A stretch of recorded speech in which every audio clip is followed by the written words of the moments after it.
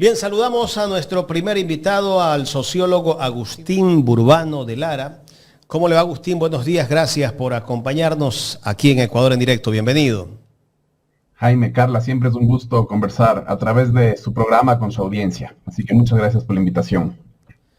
Gracias, Agustín. Agustín, bueno, decía hace un momento yo, ¿cómo entender al presidente de la República que dice que recibe a un país destrozado, pero lo recibe de él mismo? ¿Cómo analizar esto? ¿O intentan confundir a la ciudadanía o qué? Sí, yo creo que yo creo que es un intento de tratar de minar o de erosionar en la conversación pública y en la parte consciente colectiva que no es un gobierno nuevo, sino que es un gobierno que ya tiene un periodo de más de 18 meses atrás. Creo que el gobierno sabe algo, porque el gobierno hizo una campaña electoral con muy buena estrategia y con muy buen dato, y creo que el gobierno sabe que la ciudadanía le dio la confianza de manera mayoritaria, pero que al mismo tiempo la ciudadanía no va a tener la paciencia que tiene siempre con un gobierno que recién llega. Entonces creo que el gobierno está incidiendo sobre ello, está tratando de construirse y de ganarse un poco más de tiempo, porque siempre el primer año de gestión, los 100 famosos primeros días, que son el primer trimestre, y después del primer año de gestión, es una especie de luna de miel que el gobierno en este momento no va a tener. No va a tener la luna de miel del primer año porque ya va 18 meses en funciones, la ciudadanía va a pedir resultados. Y la ciudadanía votó para darle continuidad al trabajo que se venía realizando en estos últimos 18 meses. Siento que es una respuesta a eso, Jaime. Siento que el gobierno sabe que no cuenta con el tiempo que se cuenta de manera común o usual en estos casos y está tratando de reaccionar frente a ello. Analicemos qué cumplió de todo lo que ofreció en campaña en los primeros 18 meses de gobierno el presidente Noboa, Agustín. ¿En realidad se ha cumplido con sus ofertas?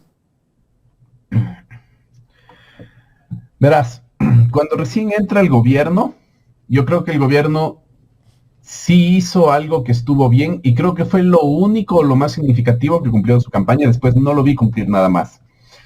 Ni bien asume Daniel Noboa, él produce un recambio pero muy significativo en la cúpula del Comando Conjunto de las Fuerzas Armadas y en la cúpula del Comando Conjunto de la Policía Nacional.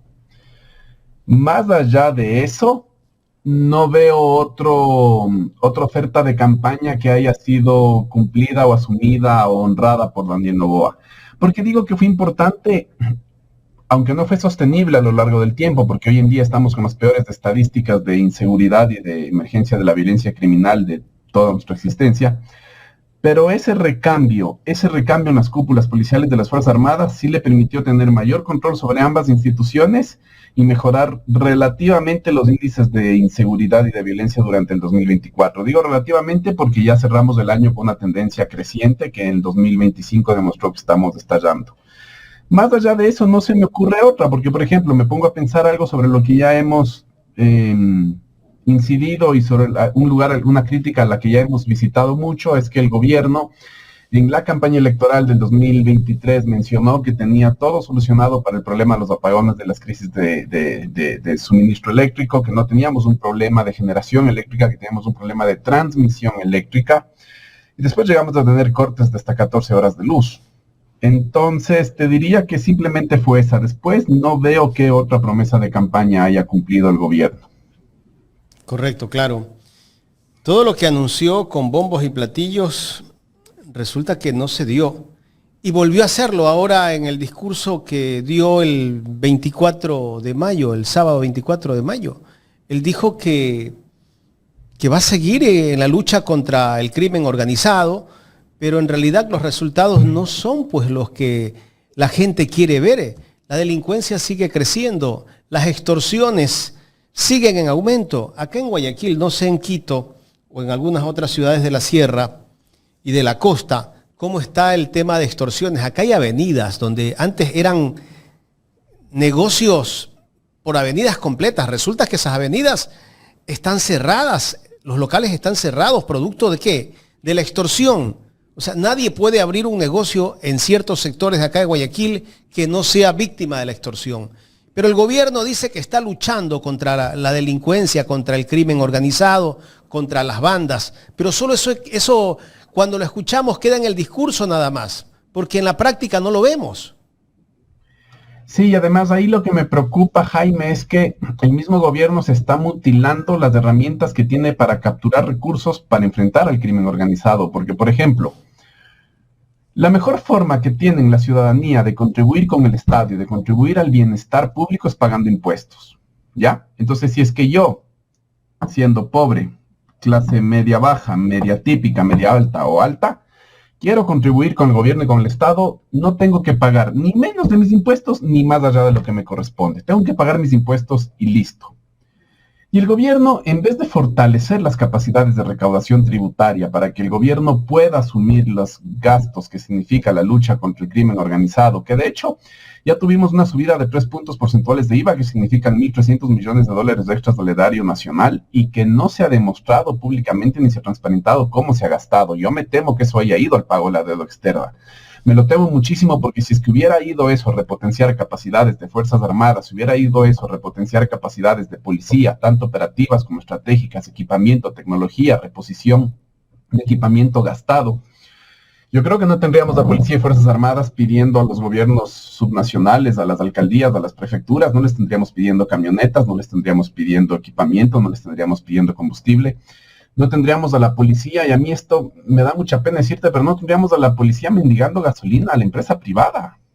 Entonces, el primer llamamiento que yo me hago es, ¿por qué si el objetivo central es luchar contra el crimen organizado, ¿por qué no utilizas esa recaudación extra que tuviste de ingresos para ello? Solo lograron demostrar en el juicio a Mónica Palencia cerca de $300 millones de inversión en el ámbito de seguridad, no más. Entonces, me preocupa y me preocupa mucho. Y lo otro que me preocupa es que esto de que se hace con donación de impuestos,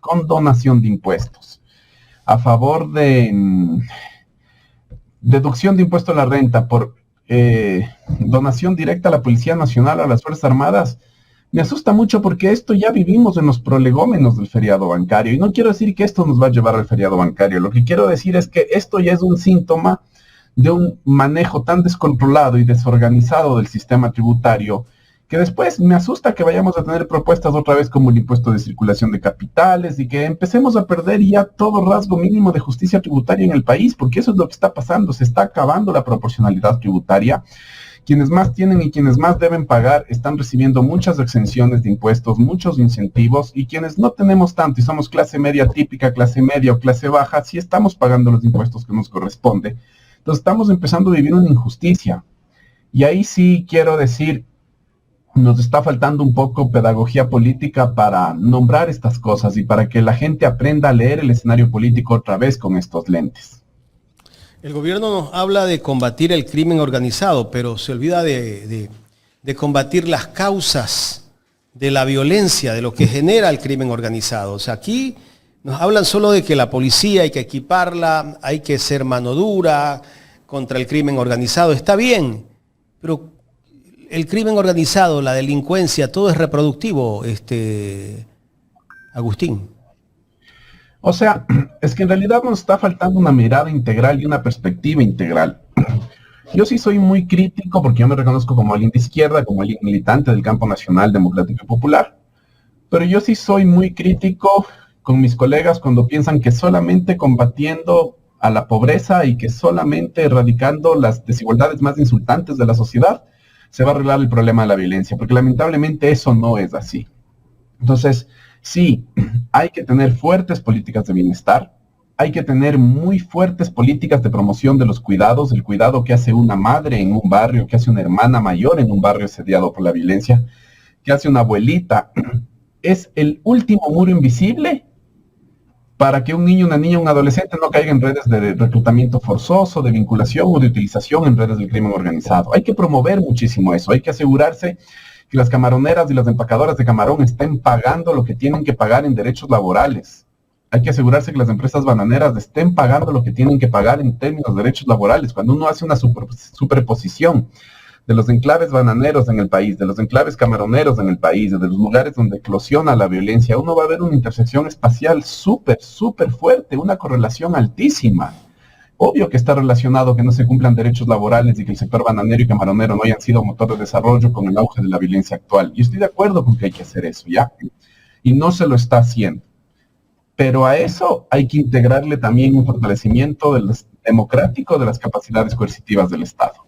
Y eso sí, seamos de izquierda, seamos de centro izquierda, plurinacionales, nacional democrático populares, es algo que no podemos dejar de ver tampoco, porque el crimen organizado es un negocio y tiene móviles de incentivos muy fuertes para violar la ley y para violar el derecho de la vida de las personas y violar otros derechos en función de de la reproducción de sus intereses económicos. Y ahí tenemos el problema de la minería ilegal, ahí tenemos muchísimos delitos ambientales, tenemos la trata de personas, tenemos la prostitución forzada de personas, tenemos el mismo tema del narcotráfico, la corrupción enquistada en las empresas públicas, en las estructuras estatales. Entonces sí creo que necesitamos una reforma integral, necesitamos una estrategia integral que cubra los dos brazos, el brazo izquierdo protector, benefactor del Estado, que está muy debilitado, al cual no se le ha alimentado de ninguna forma y que no ha promovido ningún tipo de política significativa desde el gobierno nacional en los últimos 8 años, y el brazo derecho del Estado, que también se lo ha desmantelado, porque el ECU 911 que tenemos ahorita no es el ECU 911 de hace 10 años,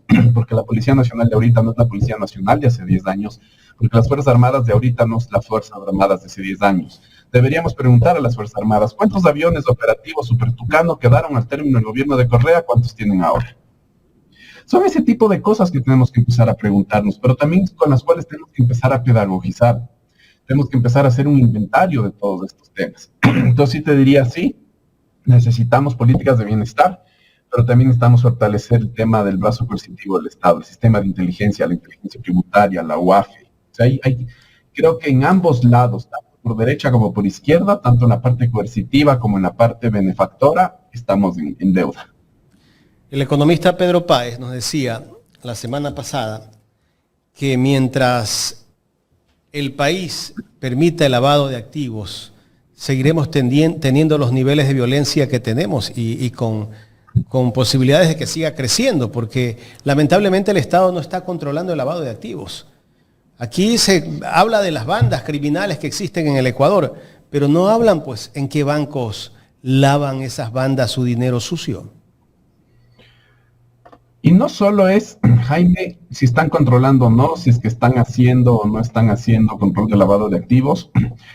Aquí no hay que inventar, y aquí sí te diría, lamentablemente aquí no hay que inventar el agua tibia. O sea, existe una institución que es del GAFI, que es el Grupo de Acción Financiera, que tiene un conjunto de estándares internacionales que están justamente diseñados para proteger el sistema financiero mundial contra el lavado de dinero. En este país, lo que está urgiendo es que una comisión auditora empiece a evaluar en qué medidas están cumpliendo los estándares internacionales del GAFI. Porque si es que eso no está ocurriendo, entonces lo que tenemos que hacer es empezar a hacer un seguimiento al sector privado y regularle al sector privado desde el Estado de por qué no están existiendo en este momento o por qué no están teniendo lugar en este momento, no se están aplicando las normas del GAFI. O sea, a mí sí me preocupa muchísimo porque parecería que estamos carentes de ideas, parece que no sabríamos qué hacer. Estamos en una... ¿Sabes qué me preocupa, Jaime? Me preocupa que estamos en una situación de falta de ideas y de creatividad brutal, pero brutal. Y esto sí me parece que es algo que no solo es de derecha, sino que también es de izquierda. O sea, nos está faltando... Estamos discutiendo mucho sobre el mural de Guayasamín en la Asamblea y no es la primera vez que nos pasa, es la milésima vez que este gobierno nos pone a discutir de trivialidades y no tenemos una conversación política real dura sobre los problemas que tenemos. O sea, nos hemos desgastado por el mural de Guayasamín, pero como el mural de Guayasamín tenemos cientos de ejemplos, uno por semana. Es que te juro que siento que esto es planificado y es estratégico y no estamos hablando de las cosas que tenemos que hablar. Pero sociólogo, buenos días, ¿cómo está? Carla Aro le saluda. Carla, ¿cómo estás? Sociólogo, pero usted decía, nos ponen a discutir por el mural de Guayasamín. A ver, ¿quién nos pone a discutir sobre el mural de Guayasamín? ¿Qué es lo que nos están poniendo sobre la mesa? ¿Por qué el elemento distractor? ¿Por qué los elementos distractores? Que no viene de ahora, lo vienen haciendo ya de hace más de 1 año y medio. Entonces, sí hay un plan, sí hay una estrategia, sí encontraron la creatividad adecuada, pero justamente para eso. Entonces, ¿qué hay detrás de eso que nos ponen enfrente a discutir para que de repente y no nos demos cuenta de las otras cosas, de lo importante? Carles, que estoy 100% de acuerdo contigo. Creo que en eso tienes toda la boca llena de razón. Hay un plan y hay una estrategia y creo que dominan muy bien la comunicación política. No le están poniendo en función de rescatar al país de las múltiples crisis que nos atraviesan. La comunicación política no está puesta en función de mejorar la atención en el IES. La comunicación política no está puesta en función de mejorar de verdad la atención a los pacientes de todo el sistema de la red pública de salud, no solo a los pacientes de diálisis, que ya sabemos que tenemos más de 1,000 ciudadanos y ciudadanas ecuatorianos que fallecieron por la falta de atención oportuna al Estado. Le están poniendo para mantener la imagen del presidente alta, la credibilidad del gobierno alta y la conversación pública a su favor. Pero yo sí, después de ver cómo se manejaron muchas cosas de la campaña electoral, de la segunda vuelta electoral, el gobierno tiene un think tank muy potente en términos de comunicación política y es un arte que dominan.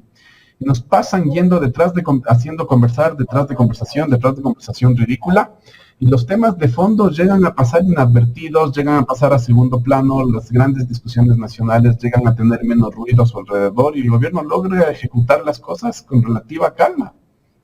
Entonces sí me preocupa. O sea que parte de la estrategia es buscar un elemento distractor de cada situación del país, porque es bueno, no sé, sociólogo, pero de cada hecho, suceso importante del país, que sin duda alguna quiebra, lastima, lacera a la ciudadanía, de distintas formas, ellos buscan un elemento distractor a aquello, cosa que termina siendo más importante o termina debatiéndose ese elemento distractor, como el mural de Guayasamín, o que el presidente nos habló en ruso para ver si lo que nos hablaba era cierto o no, o pertenecía a tal escritor o no, que la profundidad de su discurso, por así decirlo, o realmente si dentro de su discurso encontrábamos la línea de gobierno que él va a seguir para sacar al Ecuador adelante, cosa que no encontramos. Pero entonces...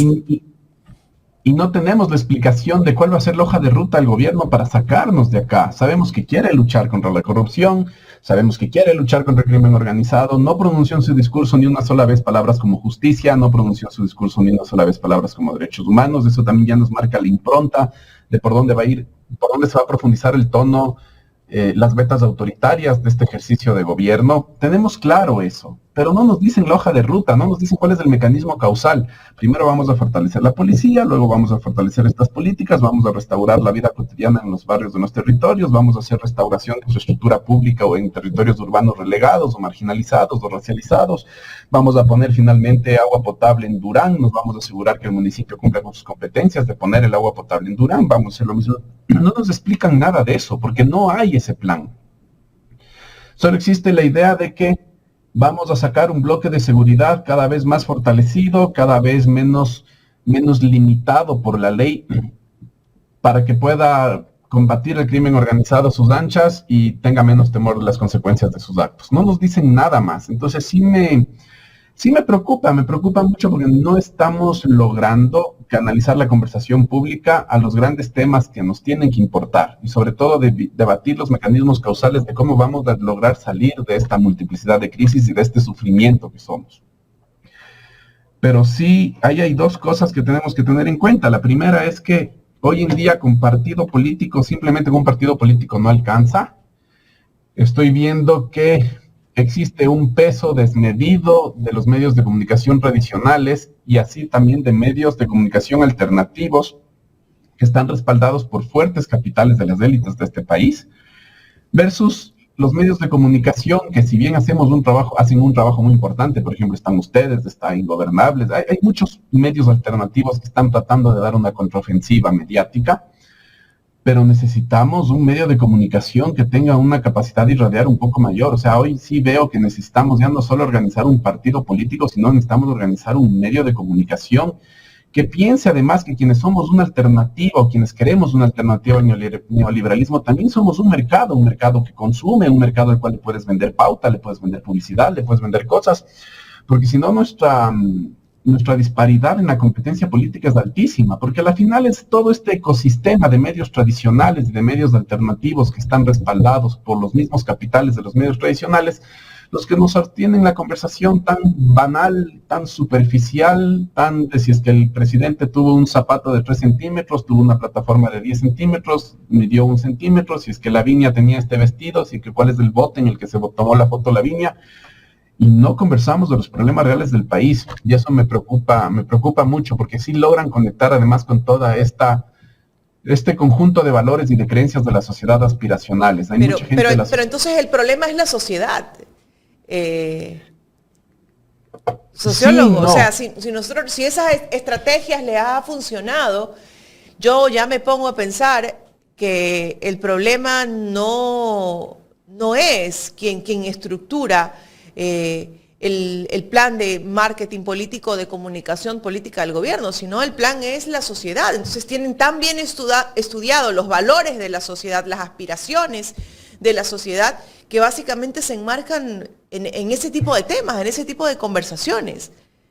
Y ahí es que yo me pregunto entonces, y nos hemos preguntado con varios panelistas aquí, como el doctor Boris Ávila, ¿cómo vamos a cambiar esa sociedad, pues? Que no le interesa conversar de los temas profundos del país, sino como usted decía, de los zapatos de la viña, del bote, del collar. Es que pasan dos cosas ahí, Carla, porque yo estoy de acuerdo en tu diagnóstico, pero pasan ahí dos cosas. La primera, cuando estás asediado por balas, por malas noticias, por vacunas, cuando a la 1 de la tarde de todos los lunes ya sabes que viene la moto a tu manzana a cobrarte la vacuna de $8 de la semana como residente y te venden eso como si fuera seguridad. Cuando tienes que instalar un foquito en la esquina del barrio de tu casa que se conecta a la red Wi-Fi del grupo de delincuencia organizada que en la práctica gobierna tu barrio. Cuando vas al sistema de salud y tienes que llevar las pastillas, la medicación, el hilo de sutura, todo para tu atención médica. Cuando la vida cotidiana se vuelve tan insostenible, hay dos formas de sobrevivir a eso. La primera es o tratar de montar tener una postura de indiferencia, porque ya es tan grande el malestar que vivo en mi vida cotidiana, que no puedo estar mordiendo y masticando y digiriendo todos los problemas de mi vida cotidiana, y necesito un punto de fuga, necesito distraerme, necesito algo que me saque de todo esto malo que me está pasando. Entonces necesito show y necesito entretenimiento. Y no es que soy un mal tipo, soy un mal ciudadano, es mi culpa. Es que la vida es insoportable si solo paso pendiente del 100% de los problemas que tengo, ¿ya? Entonces sí siento que en parte nos pasa eso. También siento que uno no puede tener movilizaciones sociales o estallidos de malestar o estallidos de protesta todo el tiempo. Eso son las excepciones.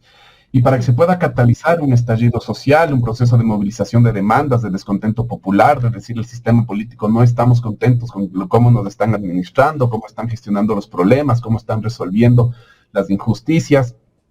Para que eso ocurra, tenemos que tener liderazgos políticos que puedan ir construyendo ese malestar y que puedan enseñarle a la gente y hacerle entender a la gente que la forma en cómo están haciendo negocios con la deuda externa tiene que ver con la forma como nos tratan en los hospitales, que el que se privilegie el pago de la deuda externa tiene que ver con cómo se murieron los pacientes de COVID en la pandemia.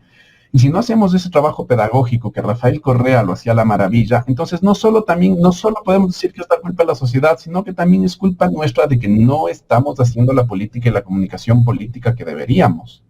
Y no digo comunicación política electoral, digo la política profunda, la de interesarme por el otro, la de saber que la patria es del otro, la de irle a escuchar al otro, cuáles son sus problemas, sus malestares, hacerle sentir escuchado y decirle, yo no te tengo una solución en este momento, ahorita, inmediato, porque no soy gobierno, pero lo tuyo se puede solucionar de esta manera y de esta manera, y si tú haces esto y yo hago esto y nos organizamos, podemos construir otra propuesta. Y esa política no estamos haciendo, Carla. Entonces, eso sí es a mí lo que un poco me apena y me da un poco de coraje y de bronca, porque, pucha, solo es cuestión de acordarnos lo que éramos 2008, 2009, 2013.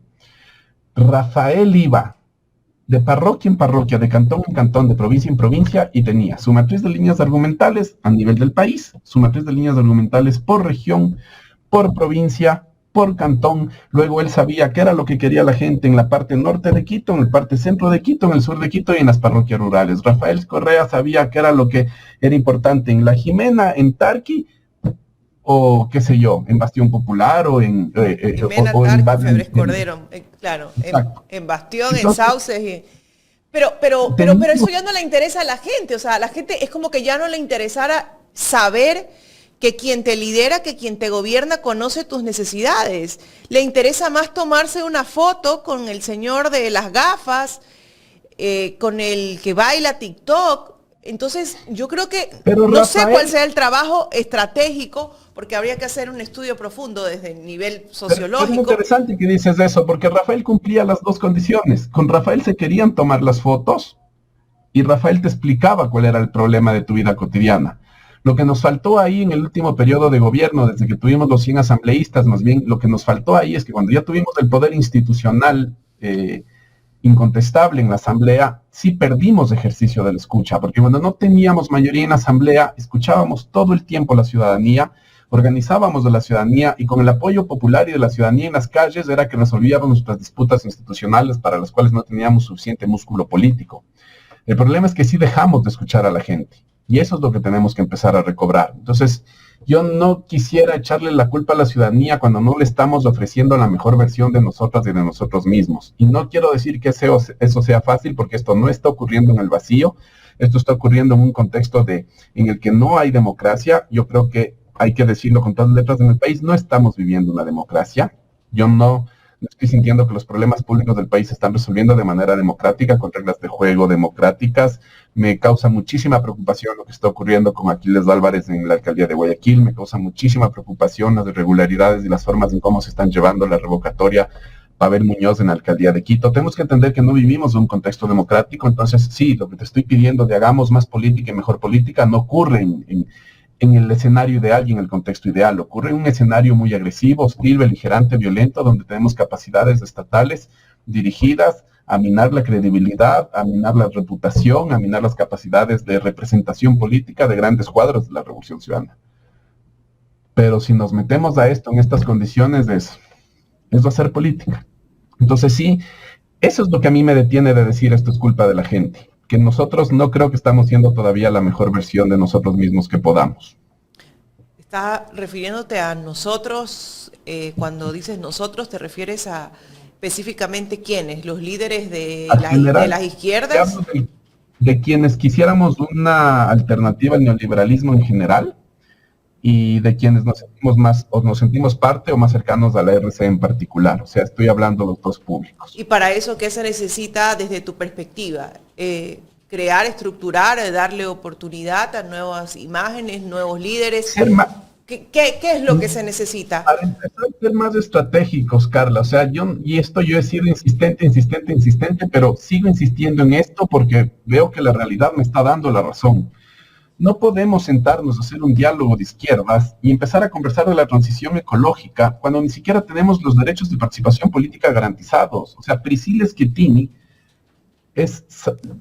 se suspenden, se le restringen los derechos políticos de ser asambleísta Priscilla Schettini gracias al peritaje de una militante de otro partido político de izquierda que se sienta en esa mesa. O sea, a mí no me importa si el peritaje fue en 2022 o en el 2023. Priscilla Schettini desde siempre fue una persona crítica con el régimen social de gobierno actual, crítica con la forma en cómo se está instrumentalizando la justicia con usos políticos. No importa si era de la Revolución Ciudadana, ella pudo haber caído en la Revolución Ciudadana, en Pachacuti, en donde sea que haya caído. En el mismo Partido Socialista pudo haber caído, pero cayó en RC y entre las mismas organizaciones de izquierda seguimos siendo cómplices de la persecución política contra nosotros mismos. Entonces, ¿qué es lo primero que tenemos que hacer? Si volvemos a instalar esa mesa de las izquierdas, decirles a esas izquierdas, el que se sienta en esta mesa tiene que cumplir con dos cosas. La primera, nadie va a caer de nosotros en el estado prebendario. Y si alguna de nuestras organizaciones políticas va a entrar en arreglos informales de prebendas a cambio de votos o de apoyos con el gobierno nacional, no tiene por qué estar en esta mesa, porque nos va a romper la agenda de trabajo de esta mesa. Segundo, nadie en esta mesa puede ser cómplice de la persecución política contra nosotros mismos, porque está ocurriendo que hay organizaciones cómplices de la persecución contra nosotros mismos. Entonces, tenemos que empezar a pensar estratégicamente. ¿Y usted no cree que eso no se dijo? Cuando se hablaba de que si no ganaba Luisa González se iban a mantener unidos en la asamblea, fue una de las cosas que se planteó, ha sido una de las cosas que no se ha dado. Entonces, ¿cómo yo logro controlar ahí? O sea, yo creo que ahí viene por parte de las organizaciones sociales y de los líderes. Yo creo que los cuadros que se sientan en la mesa no son cuadros que realmente tienen un pensamiento o una línea o un ideal político. De hecho, nos hemos dado cuenta que exponen o le dan la oportunidad para que ocupe determinado puesto, cargo a gente porque es el amigo del amigo, porque le puso dinero a no sé quién, porque lo emocionó no sé quién. Entonces, pero si realmente no tienes esa conciencia social y no tienes ese pensamiento de izquierda, de centro, de derecha, el que tengas, pero para mantenerlo, ¿cómo podemos llegar a un acuerdo real? Las palabras se las lleva el viento y el papel aguanta todo últimamente. Lo que dices es verdad, pero porque también hemos dejado de tener procesos internos que cualifiquen la representatividad y la legitimidad de nuestras dirigencias políticas seccionales o menores. ¿Ya? Eso sí creo que está pasando, porque creo que es indudable que el gran liderazgo y la gran referencia dentro del RC es Rafael Correa, eso es indudable. Es indudable que dentro del espectro progresista del movimiento indígena y de la CONAIE, que aglutina muchos movimientos sociales rurales y urbanos, el gran referente es Leonidas Diza. Eso está fuera de duda. Pero dentro de la estructura sí es verdad que nos están faltando ejercicios internos de generación de legitimidad interna. Eso sí está faltando. Y eso hay procedimientos para arreglar eso. Eso es correcto. No se los está realizando, se los podría realizar de mejor manera, sí, eso también es verdad. Pero no solo es cuestión de decir vamos a hacer elecciones internas y se va a arreglar el problema. Es todo un conjunto, hay que hacer una renovación de discursos, de cómo vamos a relacionarnos políticamente con el presente, cómo vamos a construir las alternativas, las opciones, cómo vamos a resolver esta falta de creatividad que nos está acechando, cómo vamos a construir relaciones de confianza mutua con otros sectores de izquierda, con otros movimientos sociales. Aquí hablamos pero siempre hablamos de la unidad. Ponemos lo más difícil de conseguir, la unidad del Frente Amplio, el Frente Político, como el primer paso, y en realidad es lo último. Es como si uno conoce a alguien y se casa antes de conocerle, antes de salir a citas, antes de lo que sea. Y sí creo que nos estamos comiendo un montón de cosas que sí tenemos que hacer, como es construcción de confianza mutua, pactos de no agresión, empezar a aprender a convivir antes de estar planteando frentes amplios y la unidad, porque nos estamos poniendo horizontes demasiado ambiciosos y nos estamos comiendo pasos previos en los cuales no vamos a poder llegar a esos horizontes. En otro tema, Agustín, ya yéndonos un poco a la recta final del diálogo, ¿qué lectura darle a la designación que hizo el gobierno de la fiscal que pasa a ser embajadora de Argentina, de Ecuador ante Argentina, como embajadora plenipotenciaria?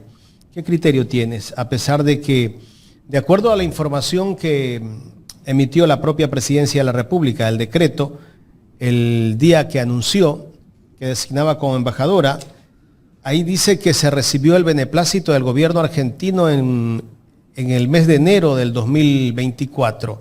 ¿Eso qué nos da a entender, Agustín? O sea, yo comparto todo lo que ya se ha dicho en la conversación pública de una manera crítica al respecto. Primero, que llama mucho la atención que una persona que tiene que fiscalizar, no solo política, sino penalmente, sobre todo, a los gobiernos, y que tiene que hacerlo porque es su obligación y su mandato, y tiene que vigilar por el correcto uso del patrimonio público, de cumplimiento de los derechos de los ciudadanos, termine de funcionaria pública de ese gobierno en una embajada. O sea, ahí te da cuenta que hubo una colusión, que hubo un pacto, que habían arreglos, y que su actuar como Fiscalía General del Estado en los últimos tiempos estuvo subordinada a un arreglo político, un acuerdo político. ¿Ya? Eso es lo primero que me llama muchísimo. No es que me llama muchísimo la atención, porque es algo que en Ecuador ya se sabe. Lo que me sorprende es la impunidad con la que esto puede ocurrir. O sea, lo que me sorprende es que esto ocurra y no sea escándalo. Lo que me sorprende es que esto ocurra y los medios de comunicación tradicionales lo normalicen, lo naturalicen, nos hagan con la forma en cómo recortan la noticia, aceptar esto como algo natural, como algo normal, como algo inclusive que está bien. Ha habido líderes de opinión que han dicho que es saludable y felicitable este gesto que ha tenido el presidente de la República. Entonces, lo que me llena de rabia es de eso, es cómo se enmascara esto como si esto fuera un hecho bonito. Es la típica frase de Malcolm X, de nos mean encima y los medios van a decir que llueve. Siento que exactamente nos está pasando eso, nos están meando encima y los medios dicen que llueve. La fiscal ha sido una operadora directa del gobierno ante la justicia. no solo del gobierno. Yo creo que la fiscal general del Estado, la Fiscalía General del Estado como institución, Diana Salazar como ex fiscal general del Estado, fueron la actoría político-institucional más importante de todo el anticorreísmo. Fue una figura clave durante el gobierno de Lenín Moreno, fue una figura clave durante el gobierno de Guillermo Lasso y fue una figura clave durante el primer gobierno de Daniel Noboa. Es decir, mira esto, tuvimos 3 presidentes distintos, tuvimos un proceso de impeachment, tuvimos un juicio político, hubo desestabilización a nivel de quién representaba el bloque de poder. Lenín Moreno tuvo una movilización muy grande, Guillermo Lasso tuvo una movilización muy grande. La parte política del bloque de poder estuvo inestable, pero Diana Salazar, con su figura como fiscal general del Estado, fue la que sostuvo el bloque de poder. Ella fue la gran dirigente local del grupo de poder, ella fue la gran operadora del grupo de poder. Aquí se pudieron caer presidentes, pero no se cayó nunca Diana Salazar. Eso es lo que me preocupa a qué nivel la construcción política, la construcción de hegemonía, la construcción de un proyecto político nacional está pasando por la gente por la que votamos o por poderes fácticos a quienes no elegimos directamente. Y la realidad nos está demostrando que es lo segundo. El proyecto de país de los últimos 8 años no ha estado basado, fundamentado en nuestros votos, no ha sido realizado por la gente a quien votamos, terminó siendo realizado por poderes fácticos como Diana Salazar, que no es que viene de la expresión popular. En ese sentido, lo que nos demuestra es que en este país, en estos últimos 8 años, de haber sido fiscal general del Estado fue más importante que ser presidente de la República. Y eso es lo que me preocupa porque nos está dando, es un síntoma y un indicador muy claro de cómo está funcionando nuestra democracia, que es muy mal. Ahora, ¿por qué ella se va a Argentina? ¿Por qué no dejan que ella continúe en la fiscalía? ¿Qué nos hace pensar? No es que no dejan, ella pone la renuncia porque yo siento... Esto ya es especulación, o sea, esto ya, lo que te voy a decir es total especulación, pero cuando uno analiza la trayectoria de Diana Salazar, uno ve que siempre tuvo una cercanía, y esto es normal, no es algo que le ocurre solo a ella, le ocurre a muchísima gente, vivimos en un mundo globalizado, pero ella hizo carrera también cercana a ciertas instituciones y ciertos programas de la doctrina hemisférica liderada por Estados Unidos. No es la única. Te puedo decir lo mismo del juez Sergio Moro en Brasil, por ejemplo. Sergio Moro en Brasil también tuvo un itinerario similar al de Diana Salazar de cooperación y de cercanía con instituciones específicas de Estados Unidos y programas específicos de Estados Unidos. Si es que duró todo este tiempo, porque Diana Salazar sube a la palestra pública cuando se da el caso de el enjuiciamiento a los canales de televisión y los contratos de los canales de televisión con las federaciones sudamericanas de fútbol. Ahí es que Diana Salazar es la fiscal elegida por Estados Unidos para la cooperación eficaz. Después de eso se sube al juicio regional a Odebrecht y luego sube a la Fiscalía General del Estado. Ella con esta trayectoria sube muy vinculada a los Estados Unidos. Mi principal hipótesis es, si ella sube por su cercanía con los Estados Unidos, ¿qué pasó en su relación con los Estados Unidos que ahora le toca dar un paso al costado? Esa es una pregunta que me hago. La otra es que simplemente puede ser que se agotó su ciclo. Y que Daniel Noboa, a diferencia de Lenín Moreno o de Guillermo Lasso, al ser una de las personas más ricas del país, a ser el principal grupo económico del país, el oligarca más importante del país, tiene mayores recursos institucionales y mayor capital económico para negociar con ella su salida. No sé, hay muchas hipótesis aquí, pero lo que sí creo es evidente, se agotó el ciclo de Diana Salazar. Hay que ver qué pasa. A mí sí me preocuparía mucho que ahorita tengamos una Fiscalía General del Estado afín al gobierno. Ya no solo porque en este momento tuvimos una Fiscalía General del Estado que fue la que condujo todo el bloque anticorreísta y que fue la que materializó y volvió posible el proyecto anticorreísta en estos últimos 8 años. Ahora no sé si vamos a tener una Fiscalía del mismo tenor o si vamos a tener ya una Fiscalía ya totalmente instrumentalizada, ya no para el proyecto anticorreísta, sino para el proyecto específico de Daniel Noboa. Eso habrá que ver. Hay que ver cómo... Pero ves, deberíamos estar conversando de la elección de la Fiscalía y de cómo se va a garantizar transparencia y de cómo se va a garantizar el mejor marco de condiciones para la elección de ese proceso. Pero estamos hablando de qué tan lindo es el mural de Guayasamín en la Asamblea. Claro. Tú dices, Daniel Noboa es uno de los oligarcas más grandes del país, pero él dijo que iba a combatir a la oligarquía el día de su discurso. Bueno, es como que yo siendo sociólogo diga que voy a combatir a los sociólogos de este país. Hay algo ahí que no me cierra. No. Es lo que es. Sí, pero también tenemos que entender algo, que fue la posesión recién. Quienes buscamos una alternativa al neoliberalismo venimos de una derrota. No estamos todavía procesando de manera acabada el duelo, no estamos todavía sacando los aprendizajes que tenemos que sacar, las lecciones que tenemos que sacar. Creo que sí nos falta diseccionar un poco más qué es lo que pasó, poniendo por delante la afirmación y la conclusión de que no estamos viviendo un régimen democrático y que las elecciones de ninguna manera ocurrieron en un clima democrático, y teniendo esa tesis y esa hipótesis siempre por delante. Pero sí creo que nos falta procesar qué es lo que pasó, no para buscar chivos expiatorios, no para hacer cacería de turcos, no, simplemente para ver qué aprendizajes podemos reintroducir dentro de nuestras filas y dentro de nuestras prácticas y de nuestras estrategias. Y en función de eso empezar a hacer política, porque no vamos a salir de esta de otra manera. Y si sentimos que de momento ha habido un relegamiento a la Revolución Ciudadana, que ya no es la primera fuerza política en la Asamblea, ahora lo es ADN, no digo por el bloque, digo porque los camisetazos y los traspasos y la compra de asambleístas es el principal bloque. Pero si es que estamos en un lugar subalternizado o secundario en la Asamblea Nacional, entonces aprovechemos esa oportunidad para volver a los territorios y construir representación política, y construir lazos políticos, y construir lazos comunitarios, y empezar a apoyar a las agendas locales en la materia que sea. Pero tenemos que regresar los ojos a la sociedad civil y escucharla más y relacionarnos más con ella.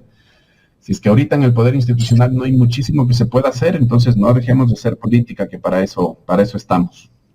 Agustín, queremos agradecerte por el tiempo que nos has brindado para conversar aquí en Ecuador en Directo. A ustedes por la conversación. Carla, Jaime, espero que tengan una buena semana y que la conversación siga y que hablemos menos de los murales y más de la elección de la Fiscalía General del Estado, que es lo que nos importa. Un abrazo. Gracias a Agustín Burbano de Lara, él es sociólogo, analista político, conversando en esta mañana aquí en Ecuador en Directo.